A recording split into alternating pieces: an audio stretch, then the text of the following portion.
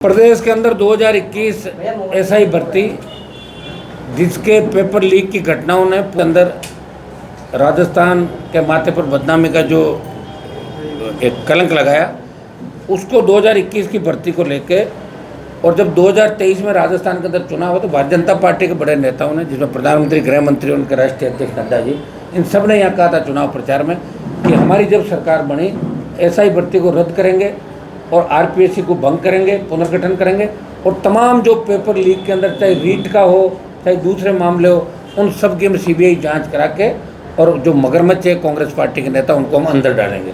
लेकिन 2023 के अंदर नौजवानों का वोट लेके भारतीय जनता पार्टी सरकार के अंदर आई और सरकार में आने के बाद एसआई भर्ती का नाम नहीं लिया, भूल गए सारे के सारे ये लोग।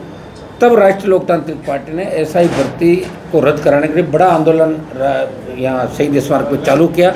ये 859 के लगभग सब इंस्पेक्टर थे और इनमें से 600 से ज़्यादा फर्जी थे, जिनमें आरपीएससी के मेंबर से लेके बड़े लोग, मुख्यमंत्री, पूर्व मुख्यमंत्री के जो पीएसओ थे उनका बेटा, कई अधिकारियों के बच्चे, कई नेताओं के बच्चे, ये इस तरह पेपर लीक करके पेपर सोशल मीडिया पे भी कई जगह वायरल हो गया था। तो इन्होंने पूरा प्रयास किया कि हम लोग बने रहें और भारतीय जनता पार्टी की भजनलाल सरकार अपने वादे से मुकर गई। प्रधानमंत्री, गृह मंत्री का वो वादा हवा के अंदर रह गया कि हम भर्तियाँ रद्द करेंगे और राष्ट्रीय लोकतांत्रिक पार्टी जब बड़ा आंदोलन शहीद स्मारक पर किया, हमने जेल भरो आंदोलन किया, राज्यपाल से मिले और लाखों लाख लोग, जब 1.5-2 लाख लोग जयपुर में मई के उस तपती धूप के अंदर उन्होंने रैली करी राजस्थान के नौजवानों, तब देश के नेताओं का ध्यान राजस्थान की एसआई भर्ती में पड़ा और हाईकोर्ट ने, एकल पीठ ने एसआई भर्ती को रद्द किया और ये नौजवानों के संघर्ष का ही परिणाम था कि हाईकोर्ट ने उनकी बात को सुना और न्यायपालिका ने न्याय किया।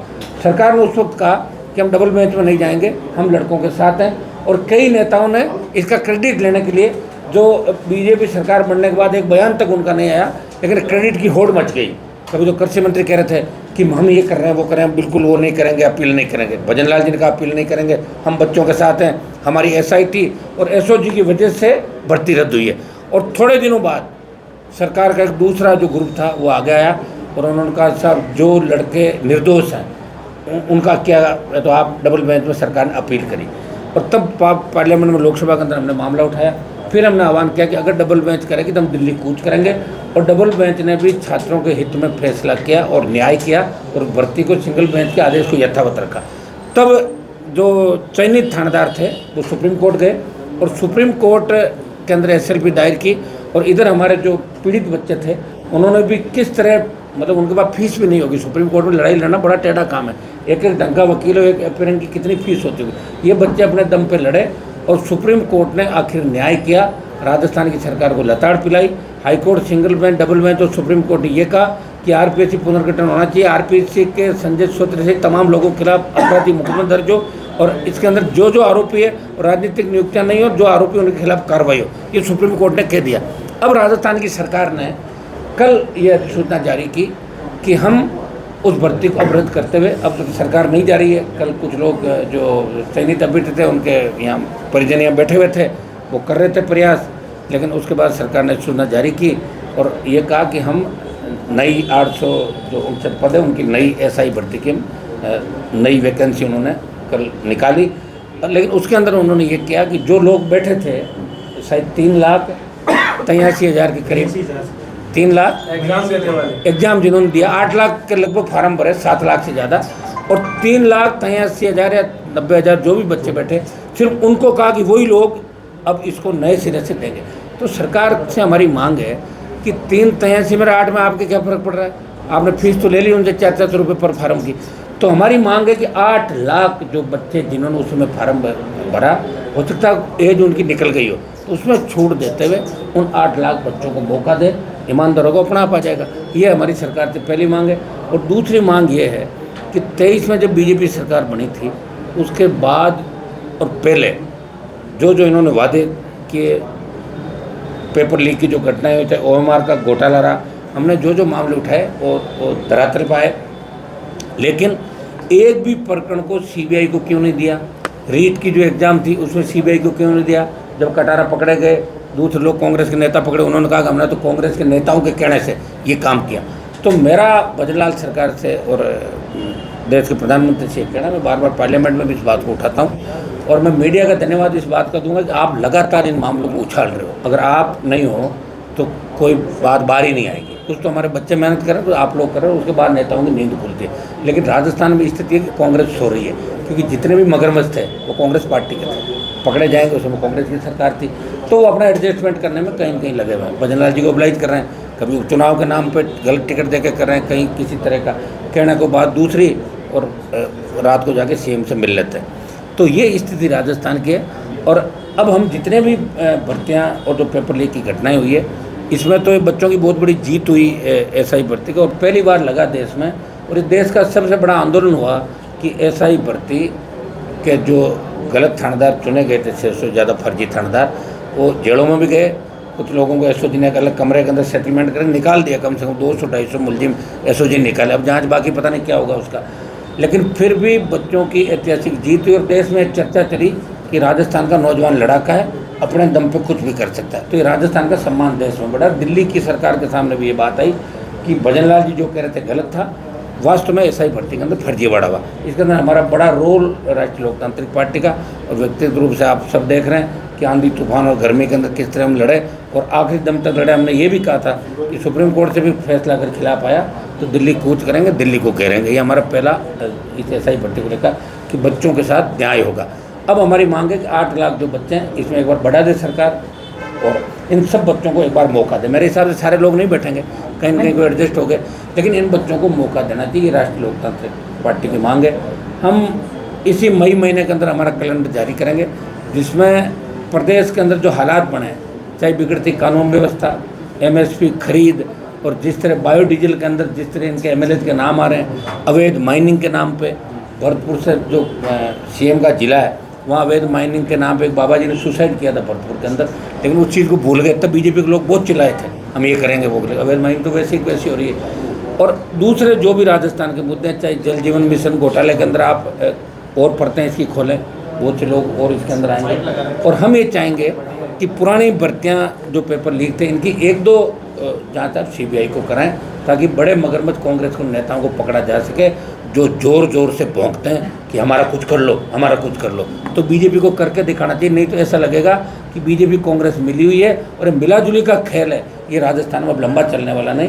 28 के अंदर राजस्थान का नौजवान इस खेल को बदल देगा और दोनों पार्टियों को घर बिठाएगा। बहुत बुरी स्थिति से राजस्थान गुजर रहा है। मुख्यमंत्री पूरी तरीके से फेल है, उनको कुछ भी नहीं पता। उनकी जबान ऐसे फिसलती है कि डेली एक आदमी कभी न कभी उसकी जबान फिसलते थे, दिन में 10 बार ये क्या बोलते हैं क्या नहीं बोलते ही पता नहीं। अधिकारी सरकार चला रहे हैं, और जो लोग जब कांग्रेस की सरकार गिर रही थी और जो लोग बीजेपी के नेताओं को फोन टैप कर रहे थे, उन सारे अधिकारियों को पीएचक्यू के अंदर अच्छे पद दिए गए। और वही अधिकारी इस बीजेपी की सरकार को चला रहे हैं, जो बीजेपी के नेताओं को जेल में डालने के लिए दिल्ली तक छापे मारे थे। तो बीजेपी को अपना इतिहास याद करना चाहिए कि आगे भी चुनाव होंगे। बंगाल की जीत से ज़्यादा खुश होने की आवश्यकता नहीं। बंगाल के अंदर ममता बनर्जी का लंबा 15 साल का शासन था। आपने एसआईआर के अंदर 93 लाख वोट काटे, ज़्यादा अंतर भी नहीं है, आपका 30-32 लाख का है। और जिस तरह पूरी ताकत आपने जो कि 3-4 लाख पैरामिलिट्री को वहाँ डाल दिया और जो खोप पैदा किया, इसकी वजह से आप जीत गए। लेकिन केरल तमिलनाडु में बीजेपी क्या स्थिति वो भी आप देख लें, कर्नाटक में क्या है वो भी देख लें, और ये राजस्थान है, या भारतीय जनता पार्टी का कुछ भी नहीं बटने वाला। अगर इसी तरह का काम चला तो राजस्थान का नौजवान इस सरकार को उखाड़ फेंकने के लिए राजधानी की ओर कूच करेगा और सचिवालय में घुस जाएगा। इतना गुस्सा राजस्थान के नौजवानों के अंदर है। नौजवान आत्महत्या कर रहा है, किसान आत्महत्या कर रहा है, और एक कॉकस बन गया माफिया पुलिस। और इसका एक जो पहले बजरी माफिया के नाम से था, आज देखिए कोई भी मामला दर्ज होता है, उस पीड़ित व्यक्ति को न्याय नहीं मिलता, वो आखिर भटकता रहता है। बहुत से लोग सुसाइड करते हैं, सुसाइड नोट लिख के कि हमारा इस व्यवस्था से भरोसा उठ गया, हम मर रहे हैं। ये राजस्थान के अंदर महिला अपराध इस देश के अंदर नंबर 1 पे हो गया राजस्थान अपना। SC/ST पे जो अत्याचार हो रहा है वो नंबर 1 पे राजस्थान हो गया। तो राजस्थान को बचाने के लिए RLP लंबी लड़ाई अब राजस्थान के अंदर करेगी। पहले भी हम लड़ते रहे और लड़ते लड़ते यहाँ तक पहुँचे, और निश्चित रूप से बड़ी लड़ाई लड़के राजस्थान के प्रत्येक वर्ग प्रत्येक समाज को न्याय दिलाने के लिए कटिबद्ध है, कर संकल्प। आज एसआई भर्ती की जो जीत हुई है, इसके उपलक्ष्य में बच्चे मुझे धन्यवाद देने के लिए आए, और आप सबको मीडिया का धन्यवाद कि भर्ती रद्द कराने में मीडिया की सबसे बड़ी भूमिका रही और हमारे उन बच्चों की जो लगातार 3-4 साल से संघर्ष कर रहे थे, और सारे उन लोगों की जिन्होंने कहीं न कहीं किसी न किसी रूप में ऐसा ही भर्ती रद्द कराने की बात रखी, उन सबको धन्यवाद। राजस्थान में आरपीएससी लेती है और वही सबसे ज़्यादा संदिग्ध है। देखिए, अपने ये चाहते हैं कि आरपीएससी का यूपीएससी की तर्ज पे गठन हो। अपने यही तो कहना है कि आरपीएससी का यूपीएससी की तर्ज पे गठन हो। ऐसा नहीं कि यूपीएससी में कभी गड़बड़ नहीं हुई, कई बार यूपीएससी की गड़बड़ भी, लेकिन उसको वापस सही किया गया। यूपीएससी के मेंबर को फ़ोन करने से पहले 1000 बार लोग सोचते हैं, सिफारिश करने से पहले। यहाँ तो हर कोई जाके सिफारिश कर जाता है आरपीएससी, दीवार कूद के अंदर घुस जाते हैं मेंबर्स के, चेयरमैन के, सूचियाँ जारी कर लेते हैं। हमारे एक पहले चेयरमैन थे आरपीएससी के, वो तो पहले ही कॉपी घर पर रखते थे, अपने सारे बच्चों के रिश्ते अच्छे कर दिए उन्होंने। अच्छा, तुम आरएस बना दो, तुम्हें मेरी भतीजी से रिश्ता करोगे, मेरी भांजी के करोगे, ऐसे 50-100 बना दिया। अब क्या करोगे आप? है ऐसा लोग। तो हम ये चाह रहे हैं कि 2004 से लेकर 2025 जितने भी आरपीएससी के चेयरमैन रहे, जितने मेंबर रहे, उनके रिश्तेदारों की, और जो चयन जिनका हुआ है, चाहे वो एसडीएम बना, डिप्टी बना, चाहे आरजेएस बना, उसमें भी आरपीएससी की महत्वपूर्ण भूमिका होती है, हाई कोर्ट के साथ साथ। ये बड़े पदों पर जो लोग बैठे हैं उनके रिश्तेदारों की अलग सूची बनाए, जिससे जनगणना हो रही है। उन मेंबर के साथ जो सेकेंड डिवीजन थे 10th-12th में, वो टॉप कैसे कर रहे हैं, वो कैसे आरपीएस बन रहे भाई। तो ये मैम इनकी जांच कराने की मांग हमने पहले भी रखी थी, लोग जो विधानसभा के अंदर थे, प्रयास भी किया था।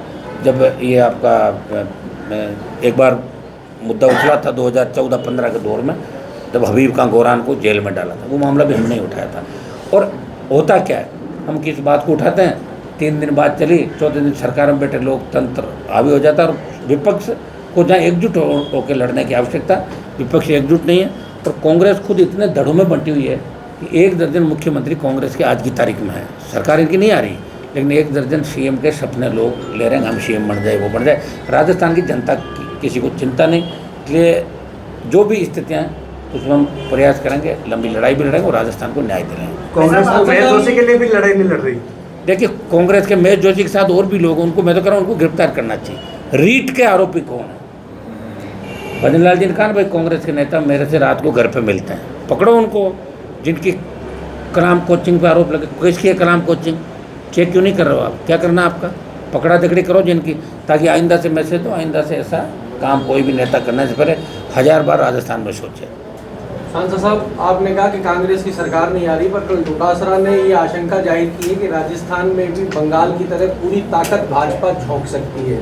वो तो सब जगह सभी झोंकते हैं, हम ही झोंकेंगे पूरी हमारी ताकत। हम चाह रहे हैं कि इस बार राजस्थान में तीसरा मोर्चा और राष्ट्रीय लोकतांत्रिक पार्टी सबसे बड़े दल के रूप में आएगा राजस्थान के अंदर, क्योंकि लोगों का माइंड सेट है यहाँ पे। आप देखिए, जहाँ जहाँ सरकारें बनी हैं, केजरीवाल की अगर सरकार बनी तो मीडिया का सबसे बड़ा सहयोग रहा कि 6 महीने तक केजरीवाल ही फ्रंट पेज पे छपे थे, दूसरे पीछे चले गए थे, वो दिल्ली थी। आपके सहयोग के बिना सरकार नहीं बन सकती। राजस्थान में लोग भूलते हैं, राजस्थान का जो इतिहास है उसके अंदर भी आप देखोगे कि इतिहास के अंदर किस तरह लोग अपने खड़े हो जाते तुरंत। सबसे पहले खड़े होने का राजस्थान में खड़े हुक्म यूँ करके खड़े हो जाते लोगों को, देखो राजस्थान में। तो उनको इसमें भी जाना होगा कि तुम इस इतिहास को भूलो और नए हिसाब से आप लोग चलो। इतिहास के अंदर जो कमियाँ रही, लड़ ले होंगे 2-4 राजा महाराजा, उससे क्या होता है? हिस्ट्री नहीं भाई, अपनी हिस्ट्री नहीं है। अंग्रेजों के खिलाफ जो लड़ाई लड़ी, कहाँ इतिहास था अपना? बताओ मुझे, कितने लोग अंग्रेजों के खिलाफ लड़के थे? गीत तो नहीं गाए जाते हमारे। या तो पंजाब के भगत सिंह जी और सुखदेव राजगुरु, तमाम जो बंगाल, उत्तर प्रदेश, उन लोगों को याद किया जाता। अपने कितने लोग थे? हाँ, कुछ लोगों ने शहादत दे दी होगी, इसका मतलब ये नहीं कि माइंड सेट है। यहाँ लोग क्या करते हैं, आराम करना चाहते हैं, एक बात को नई बात 9 दिन और फिर भूल गए। ये राजस्थान के लोगों की आदत है। और देखिए, मैंने जब किसान आंदोलन में सत्ता छोड़ी तो कायदा तो ये था कि किसानों को मेरे को इतने वोट देने चाहिए, मेरे 20-25 MLA आते, 1 से 0 पे लेके आ गए, तो मेरी गलती थोड़ी है, मैं तो लड़ाई लड़ ही रहा हूँ।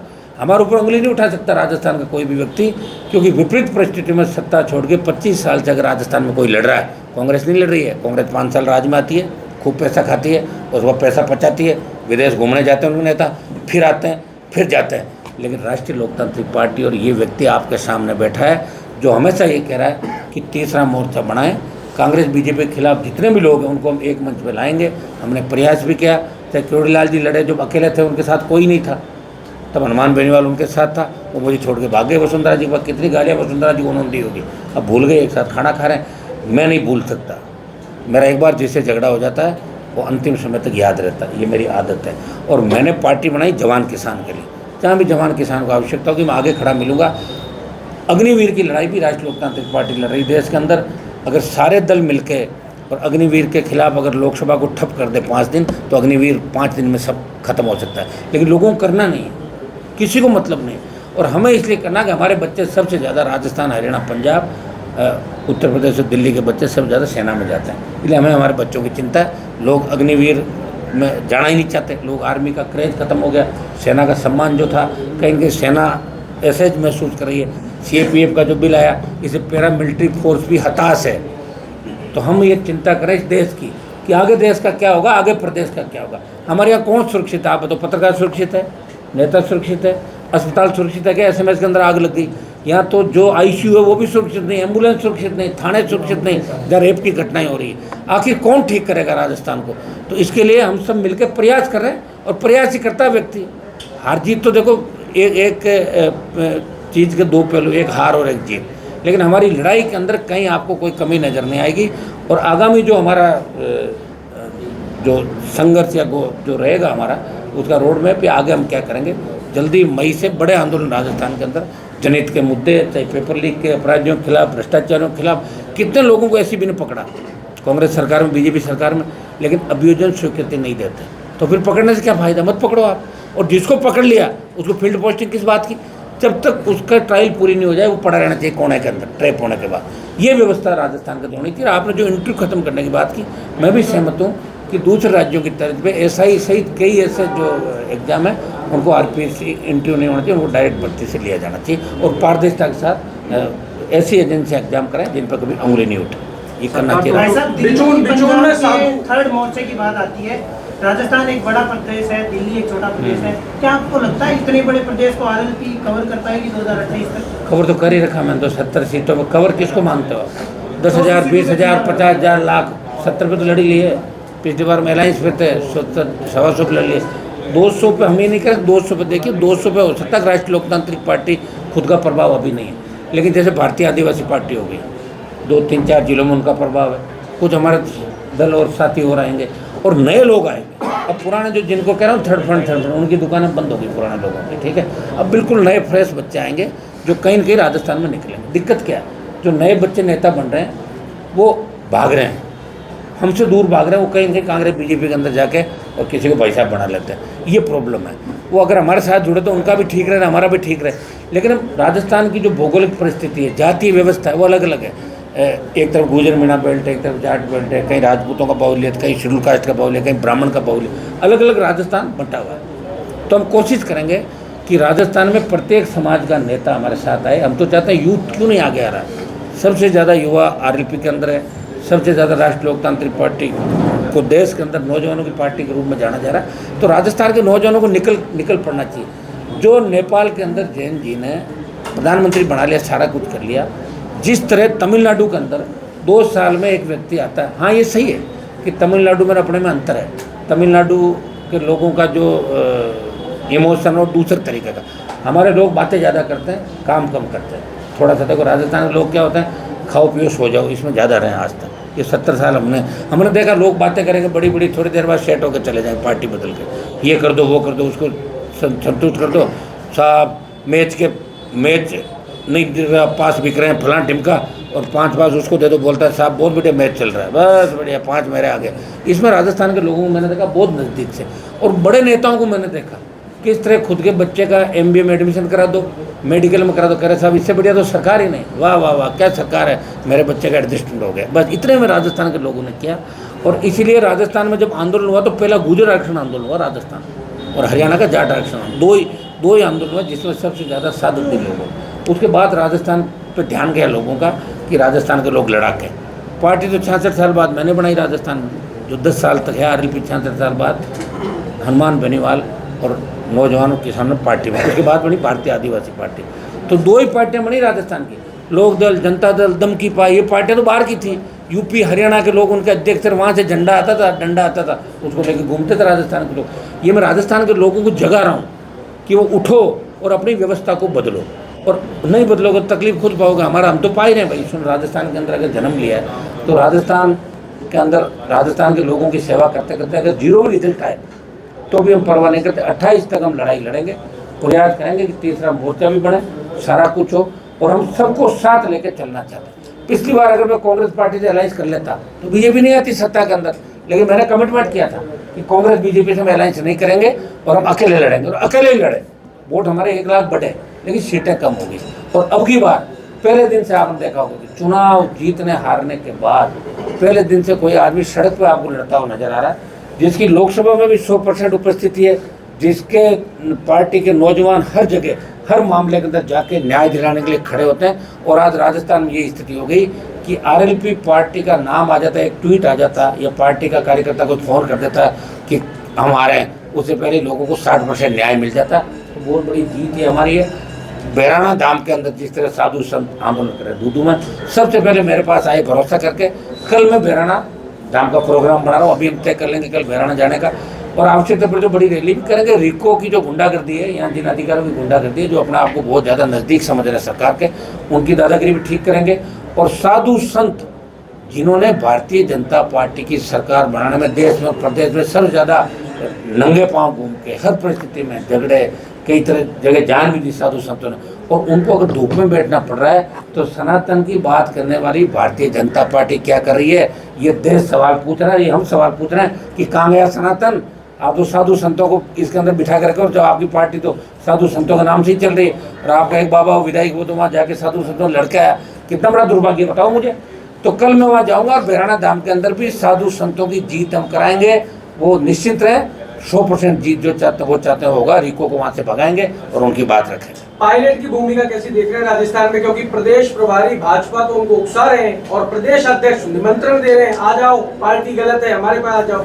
हाँ, तो वो पहले क्या बीजेपी के पायलट साहब नज़दीक रहे हुए हैं ना, तो इसलिए अब जैसे मान लो मैं बीजेपी के अंदर रहा हूँ, मैं बीजेपी से हट के बाहर आया, तो कहीं कहीं बीजेपी ये सोचती है हनुमान जी पहले हमारे थे उनके दिमाग में, लेकिन मैंने पार्टी बना ली इसलिए मुझे अब नज़दीक नहीं मानते, तो मेरी पार्टी अलग हो गई ना। पायलट साहब अदुल जुल में वो तो कहा था ना कि एक टांग इधर एक टांग उधर, तो कहीं न कहीं उनका इशारा, और ये सही बात है, भारतीय जनता पार्टी के नेताओं के कांटेक्ट में है पायलट साहब आज भी। बीजेपी के लोग ये कहते हैं कि गुजरों में अगर हमारे पास सबसे मजबूत नेता है बीजेपी के पास तो सचिन पायलट है, ये बीजेपी के नेता कहते हैं। मैं क्या करूँ? वो कहते हैं, मैं थोड़ा कह रहा हूँ उनको पार्टी बनानी चाहिए। हमने तो कोशिश की उनको 2 बार सीएम बनाने की, भाई 18 में भी सीएम बनाने की कोशिश की, गहलोत से दुश्मनी ली, उनके बेटे को हराया, और फिर जब सरकार गिर रही थी तब 3 विधायक मेरे सचिन पायलट के साथ है, पायलट सीएम बने। अब उनकी किस्मत में नहीं है तो मैं क्या कर सकता हूँ? मैं थोड़ी किस्मत लिखूंगा, और अब वो नहीं रह सकता। अब आप केरल में कह रहे हैं हमने जीता दिया, अरे यार खुद राजस्थान तो जीता ही नहीं पा रहे। कई बीजेपी के नेताओं को दिमाग खराब हो गया, कह रहे बंगाल हमने जीता रहे, तो खुद तो अपनी सीटों में जीत नहीं पाए 3-3, 4-4 बार। शर्म तो करो थोड़ी बार, क्या बयान दिला रहे बेचारे सीधे लोगों उनसे कि इनका ये रहा, बंगाल में छुप गए तो हम कुछ बात तो नहीं निकले थे, टीएमसी के डर से प्रचार तो नहीं करते थे 8 बजे बाद, यहाँ कह रहे हमने जीता दिया, खा पी के होटलों में पड़े रहते थे, फालतू की बात करते हैं। ये बात नहीं करनी चाहिए लोगों को, उनको खुद की गिरबान में जान के जाना है। तुम्हारा खुद का तुम्हारे क्षेत्र में प्रभाव नहीं है, और आने वाले चुनाव में भी तुम हारोगे पूरी तरीके से। इसलिए बंगाल जिताने की बात मत करो। बंगाल कैसे जीता है कैसे नहीं जीता पूरा देश जानता है। थोड़ा सा ममता बनर्जी का जो अहंकार था, उनके एमपी जाते ही नहीं थे इलाके के अंदर, मैं देखता था, वो परमानेंट दिल्ली रहते थे, तो कहीं कहीं लंबे समय तक शासन रहा, उसकी वजह से बंगाल हारा है। तो केरल और तमिलनाडु फिर बीजेपी जादू क्यों नहीं दिखाया बताओ मुझे? दिखा देते वहाँ पे। अब आगे आ जाएगा पंचायत राज चुनाव, राजस्थान के चुनाव आ जाएंगे, हम इसके अंदर नहीं पड़ रहे। और क्योंकि बार बार आपका सवाल ये सही है कि थर्ड फ्रंट कब बनेगा, तो सही है, आप भी तो साथ दो मेरा। मीडिया वाले दिया था ना केजरीवाल का, बना दिया सीएम, हो जाओ 1 महीने के लिए, बोल दो कि 1 महीने हम फिर हनुमान बेनीवाल के साथ खड़े, बन जाएगी सरकार। ये मीडिया की महत्वपूर्ण भूमिका होती है भाई इसके अंदर। हाँ हनुमान जी, आपने कहा कि विजय सरकार बना लेंगे, वहाँ एक तरीके से वहाँ इतनी बड़ी जीत है, लेकिन सरकार तो वो अभी भी नहीं बना पा रहे, कुछ सीटें ही कम रह गई ऐसी। 100 सीट लेना ही बड़ी बात है। हमारे यहाँ तो मान लो 50, 60, 100 सीट देते तो अपना बन जाएगी सरकार, पीछे भाग के आ जाएंगे लोग। भाई सुनिए मेरी बात, 100 सीट लेना बहुत बड़ी बात है 2 साल के अंदर। मतलब तमिलनाडु की जो जनता है वो अलग चल रही है, ऊब गई वो स्टालिन के शासन से, और एडीएमके को भी देखा हुआ उन्होंने, जो उनका नया व्यक्ति होना चाहिए। अपने लोग कब तैयार होंगे, मैं तो ये पूछ रहा हूँ, राजस्थान के लोग कब तैयार होंगे? बातें करा लो बंद कमरे में, शाम को 8 से 12 जो पार्टियाँ चलती हैं उनमें बात करा लो, बोले ये कर देंगे, सुबह उतर जाती है, उसके बाद कुछ नहीं करते। ये राजस्थान की स्थिति, मुझे चिंता है राजस्थान की। सुनो, चिंता इसलिए मैं खराब हो रहा हूँ भाई, मैं खराब हो रहा हूँ इसलिए मुझे चिंता है, बाकी मुझे भी क्या चिंता है। मतलब 2028 में थालापति हनुमान बेनीवाल, मैं ये नहीं कह रहा हूँ, सुनो, मैं लड़ाई 28 के अंदर मजबूती के साथ लड़ूंगा, इसमें कोई दो राय नहीं। 28 से हमारी लड़ाई मजबूत होगी। और सबसे बड़ी बात, अभी मीडिया के अंदर जिन पार्टियों का चंदा छपा, हम आपको एक निवेदन ये करते हैं कि आप भी सारी चीज़ अगर ढंग से छापो ना, जैसे आपने छापा कि कांग्रेस, बीजेपी, कम्युनिस्ट पार्टी चंदा लिया, ठीक है, आप ये भी छाप देते कि इन्होंने नहीं लिया, तो फिर हमारा मैसेज आता, वही छापा आपने। छापना चाहिए कि राष्ट्रीय लोकतांत्रिक पार्टी ने 100 रुपये नहीं लिए, वही तो मैसेज होता है। इसलिए आपसे मेरा आग्रह है कि वो भी छापे जिन्होंने लिया, और जो बेचारे नहीं ले रहे, गरीब हैं, उनका भी आप छापो बराबर, ताकि जनता को पता लग सके। क्योंकि मीडिया को जनता देखता है, मीडिया क्या छाप रहे, ये आप लोगों से मेरा आग्रह रहेगा कि दोनों उसको करते हुए और कराएं।